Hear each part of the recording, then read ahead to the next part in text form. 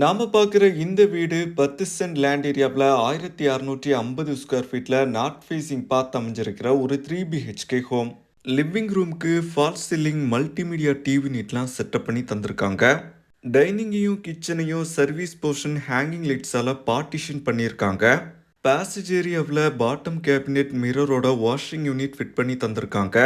Ground ஃப்ளோரில் காம்பேக்டான பெட்ரூமை பிளான் பண்ணியிருக்காங்க. ஹாலில் ஃபர்ஸ்ட் ஃப்ளோர் போகிறதுக்கான ஃபோல்டபுள் ஸ்டெப் ஸ்டேர்கேஸ் அமைச்சிருக்கேன். டபுள் ஹைட் சீலிங்க்கு பிவிசி லூவஸ் பேனல் யூஸ் பண்ணி ஃபால்ஸ் சீலிங் ஒர்க் பண்ணியிருக்காங்க.